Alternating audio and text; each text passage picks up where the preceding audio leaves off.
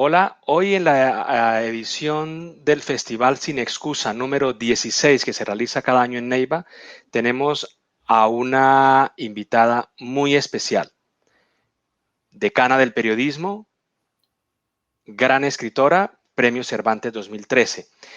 Doña Elena, yo le quiero recordar que el Festival Sin Excusa se realiza en la ciudad de Neiva, como ya he dicho, al sur de Colombia. Es un festival muy vinculado y muy comprometido con este año, especialmente con el medio ambiente, con la sostenibilidad. Y es un festival con derechos humanos que estarán muy presentes en esta edición y que suele dialogar con las demás artes aparte del cine. El cine dialogando con la literatura, con el pensamiento, con la historia, con la filosofía y, por supuesto, con el periodismo. Gracias, doña Elena Poniatowska, desde Ciudad de México, que nos atiende hoy para esta charla de Sin Excusa. ¿Cómo está, doña Elena? No, muy bien, muy contenta de hablar con usted, que es muy leal, no le pone cuernos a una vieja amiga, lo cual me da mucho gusto y Sí, señora. agradezco. No, a usted muchas gracias por aceptar esta invitación de Sin Excusa en alianza con W Magazine. Doña Elena, esto además nos gustaría, Sin Excusa y a W Magazine, rendir un homenaje no solamente por su carrera periodística y literaria, sino porque ya en mayo cumple 90 años. Desde aquí queremos enviarle un abrazo, un achuchón, como dicen los españoles, y unos cariños desde Colombia. Y me gustaría empezar con ese año 1932 en que usted nace en Europa y llega más o menos hasta los 10 años a México. ¿Cómo es ese trayecto? Recuérdenos, por favor, brevemente ese periplo que hace con sus padres desde París hasta México, cuando estamos en el año 42 en plena guerra, Segunda Guerra Mundial. En 1900, bueno, como no tengo muchos recuerdos del momento en que nací, pero en fin, supongo que fue muy feliz. Mis padres eran muy guapos, mi padre era capitán en el ejército francés, se llamaba Poniatowski, pertenecía a la familia o era descendiente del último rey de Polonia, que se llamó Stanislao Augusto Poniatowski, aunque nosotros no descendemos exactamente del rey, sino de su sobrino, que vivió en Florencia, que también se llamaba Stanislao.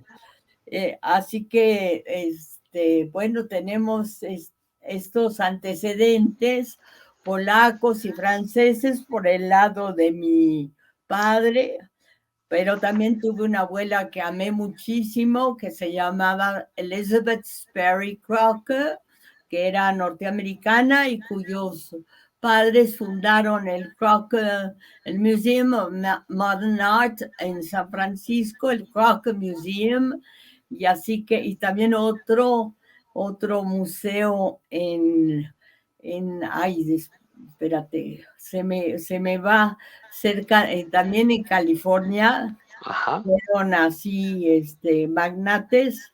Yo visité ambos museos que eran muy impresionantes y bueno, tengo, yo creo que un pasado del que tengo que estar o del que estoy además muy orgullosa, porque mi padre fue un héroe de la guerra y mi madre también durante la guerra como mujer manejó una ambulancia y nosotros vivimos en el sur de Francia, cerca de Cannes, con nuestros abuelos paternos, y luego en Vouvray, un lugar frente al río Loire, donde había viñedos, se hacía vino, un vino muy rico, el vino de Vouvray.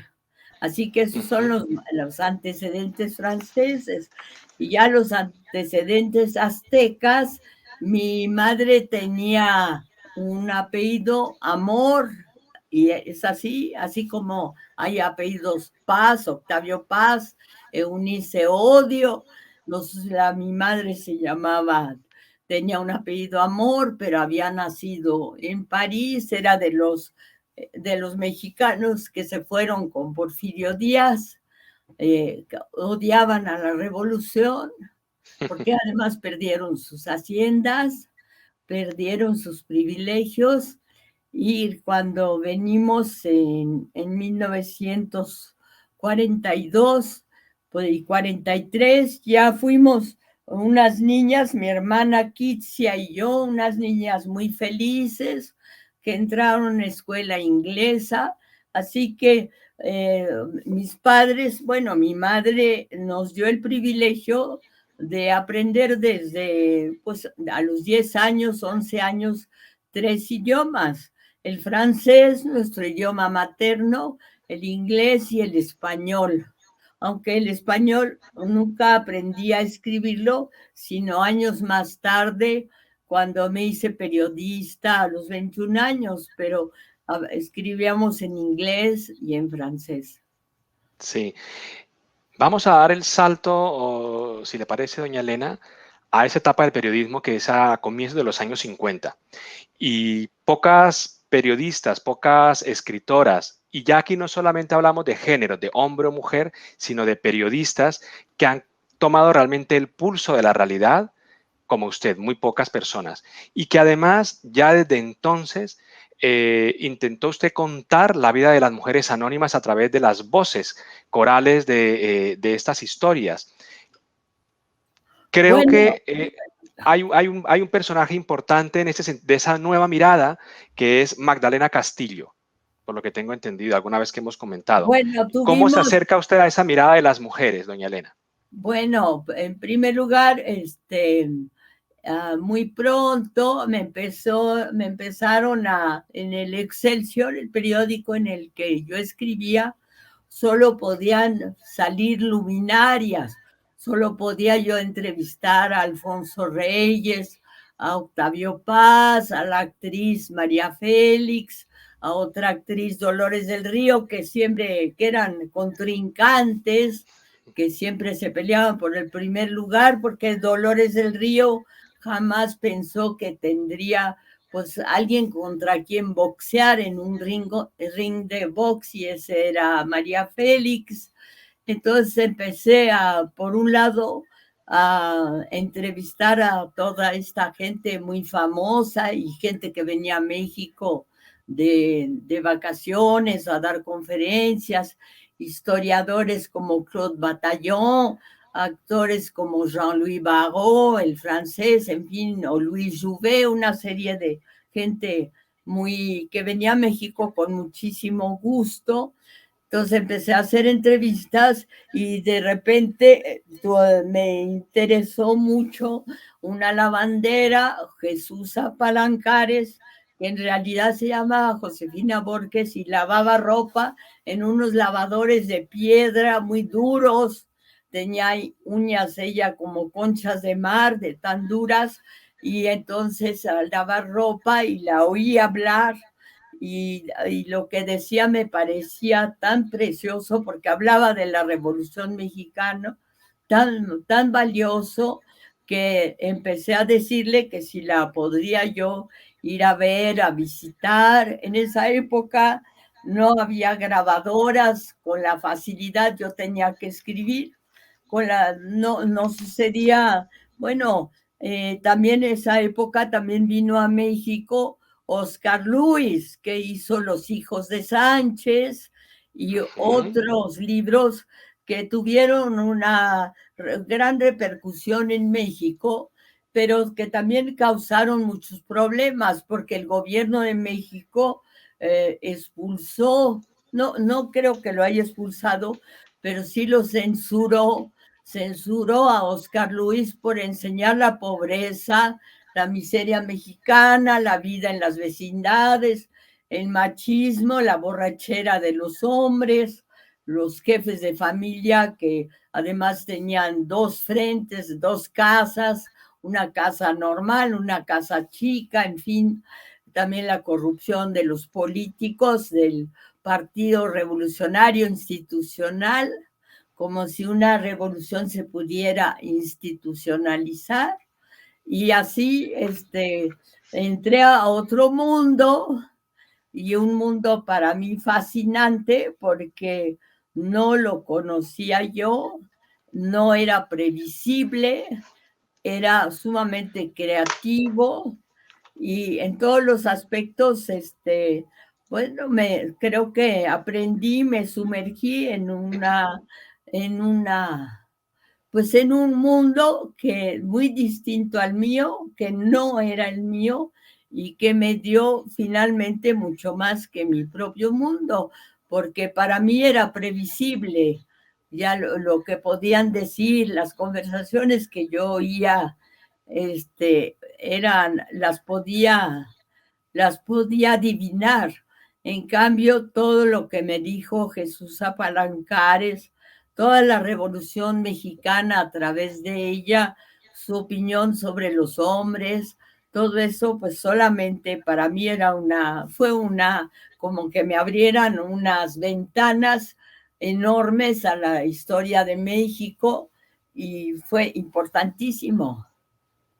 Sí, y a partir de ahí una serie de mujeres, sobre todo y especialmente anónimas en los reportajes periodísticos, crónicas, y por supuesto que luego han sido recogidas en libros como Las Indómitas, por citar uno de los últimos, doña Elena.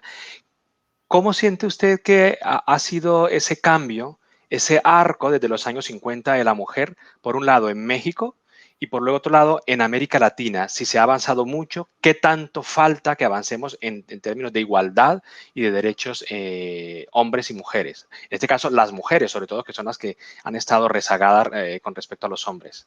Bueno, ahora hay muchas mujeres. Recuerda usted que hace ya 50 años hubo Eva Perón, fue presidenta de Argentina, ha habido Michelle Bachelet, estuvo también en Chile, en Ujú, fin, ha habido mujeres en puestos clave. En México también ha habido mujeres también ahora mismo tenemos una mujer en la Secretaría de Gobierno, Olga Sánchez Cordero. Entonces sí hay mujeres que destacan y que ocupan puestos y hasta ahora lo sabemos, lo han hecho muy bien. ujú. Y en la vida cotidiana, en el Bueno, en trato de la las vida relaciones. cotidiana también son razones también económicas. En general, las posibilidades de las mujeres del campo era venir a la ciudad y trabajar en la casa de las mujeres que querían pagarles, es decir, trabajar en el quehacer del hogar, pero muchas de ellas pudieron estudiar, pudieron ir a la escuela en la tarde y entonces creo que ocuparon un lugar más alto que el lugar que hubieran ocupado si se quedan en el pueblo. Ahora, Ujú, muchas también desearon para sus hijos, sobre todo para los hombres, o una situación mucho mejor que la que ellas habían tenido. Entonces decían abiertamente, decían, yo estoy trabajando porque quiero que mi hijo no sea criado, no sea sirviente en una casa, no sea ujú. mandadero y pueda ir a la escuela. Y eso hizo que también una población masculina de hombres, bueno, pues obviamente si es masculina, es de hombres, una población pudo tener estudios, ir a la universidad, aunque hay muchos estudiantes, me han dicho, mi mamá era cocinera en una casa, mi mamá era criada, mi mamá hacía las camas, mi mamá limpiaba los excusados y gracias a ella pues estoy donde yo estoy. Es un cambio Sin, social radical a través de las mujeres, a través de muchas mujeres. Sí, y con ese cambio tan radical que se ha producido en México y en América Latina y en el mundo, sin embargo, en México se siguen asesinando a muchísimas mujeres. El feminicidio es uno de los grandes problemas de México. ¿Cómo está ahora mismo? ¿Por qué esta situación persiste? Creo que persiste porque en México bueno, hay una canción que dice: Camino de Guanajuato, la vida no vale nada, la vida no vale nada, camino de Guanajuato, hay un culto hacia la muerte, el muerto se vuelve la persona más respetable de la tierra, se le da todo, se le da un monumento, se le da una cruz en el panteón, y creo que eso influye también la actitud hacia la muerte, que pintó maravillosamente bien el grabador José Guadalupe Posada. Eso tiene que ver también con la situación de las mujeres, ¿no? Doña Elena, antes de continuar con los temas más sociales, me gustaría que recordara con nosotros aquel momento de la entrega del Premio Cervantes en Alcalá de Henares, en España, en el Paraninfo de la Universidad de Alcalá de Henares, donde el 23 de abril del año 2014 recibió usted el Premio Cervantes, como digo, que fue una semana después de la muerte de Gabriel García Márquez, a quien usted conoció muy bien, y que en homenaje a, no solo iba vestida con un traje tradicional de México rojo, precioso, lo recuerdo, ahora lo veremos, y tenía como pendientes o como aretes unos pescaditos de oro, como lo de Aureliano Buendía en Cien años de soledad. La invito a que veamos un momento que hemos seleccionado de discurso suyo en la entrega del premio Miguel de Cervantes en el 2014, doña Elena.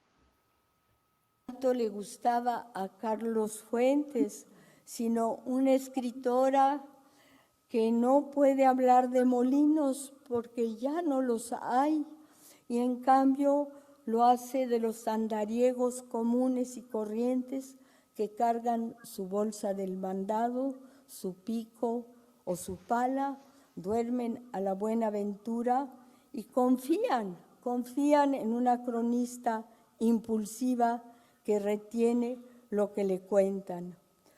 Niños, mujeres, ancianos, presos, dolientes y estudiantes caminan al lado de esta reportera que busca, como lo pedía María Zambrano, ir más allá de la propia vida, estar en las otras vidas. Por todas esas razones, el premio resulta más sorprendente y por lo tanto es más grande la razón para agradecerlo. El poder financiero manda no solo en México, sino en el mundo. Los que lo resisten, montados en Rocinante y seguidos por Sancho Panza, son cada vez menos. Me enorgullece caminar al lado de los ilusos, los destartalados, los candorosos. Un autorretrato literario en toda regla, doña Elena, y periodístico, me pareció en su momento, lo conté en aquella ocasión en la crónica del diario El País, y lo he querido recuperar para usted y para los seguidores de Sin Excusa hoy. ¿Cómo recuerda usted ese momento, doña Elena?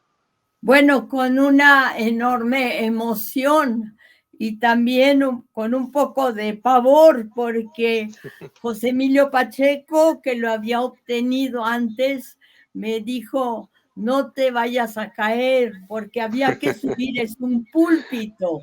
Y me Sí. dijo que él se había tropezado y que además las mujeres que lo habían recibido antes lo habían hecho en una silla de ruedas y en el piso, y otras ni siquiera habían podido ir a recibirlo, de tan viejitas, no podían viajar.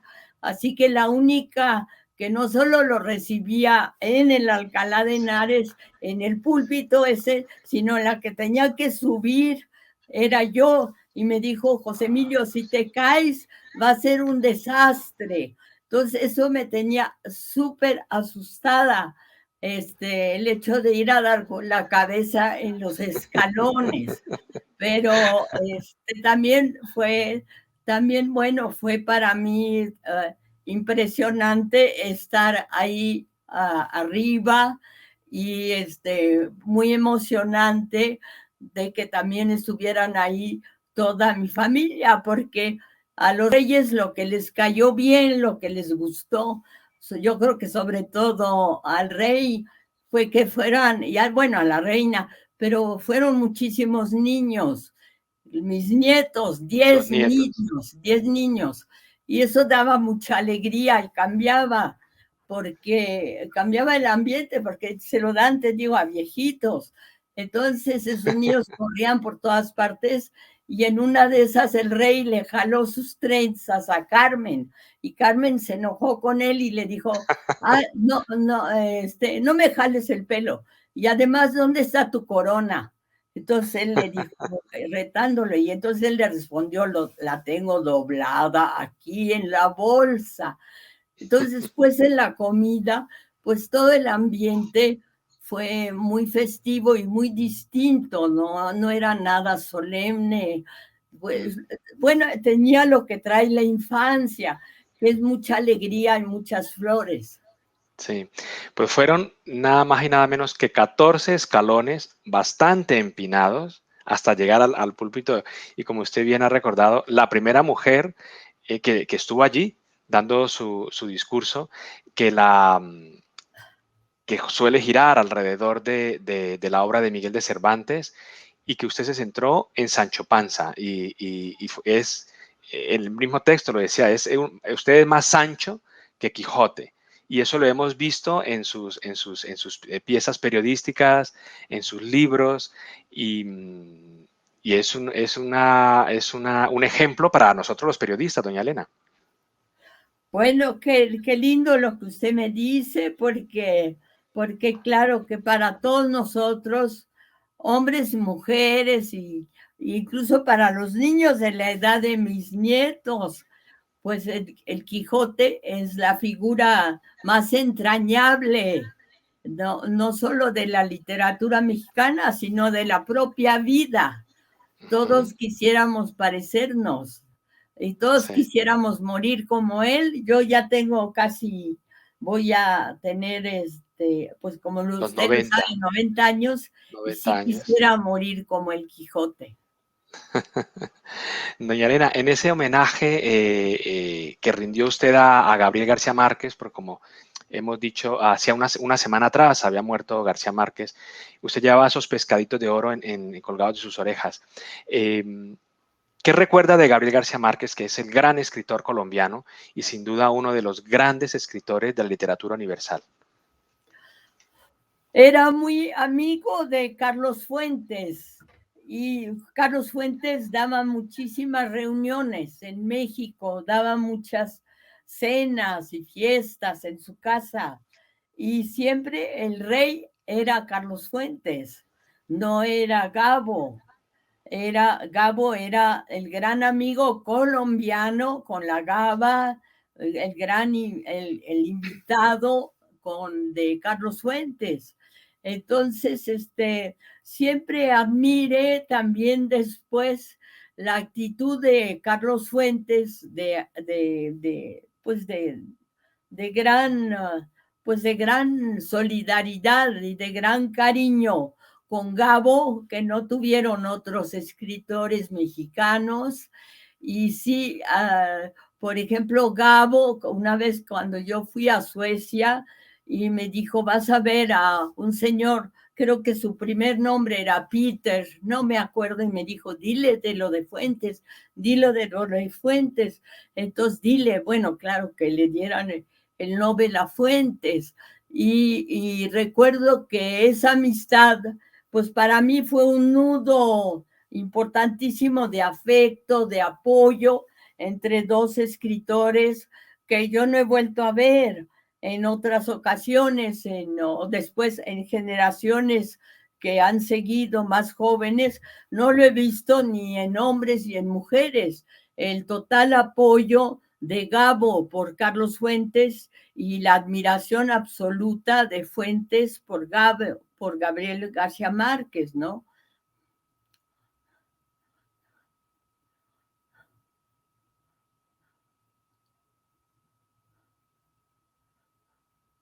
Ya no oigo nada.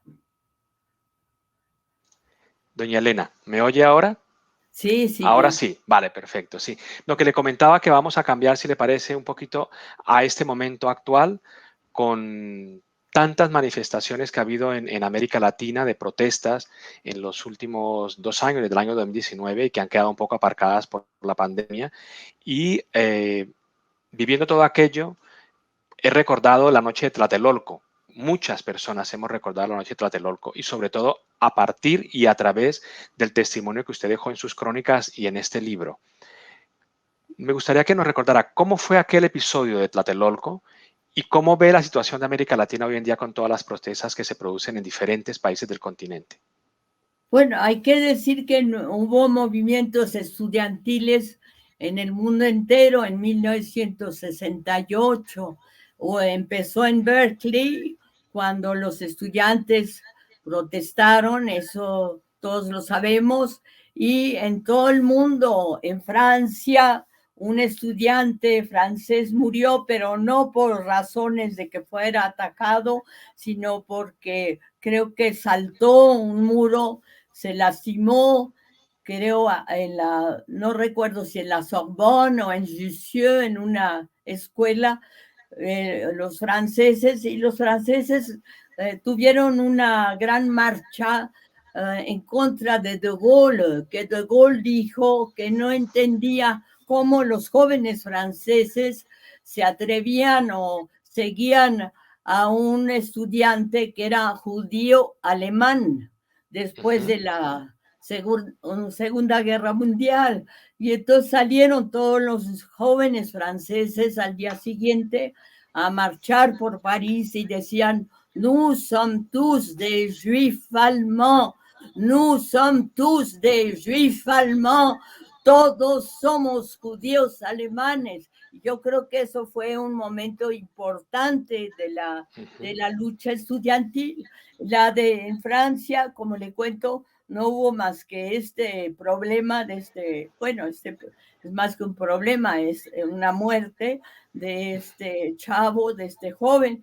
Y en México sí, es el único país del mundo donde hubo una masacre, porque entraron a la Plaza de las Tres Culturas en Tlatelolco, entraron a las 5:19 de la tarde unos tanques de guerra, entró el ejército mexicano y sobrevolaron la plaza unos aviones y atacaron a estudiantes y hubo muertos el 2 de octubre de 1968.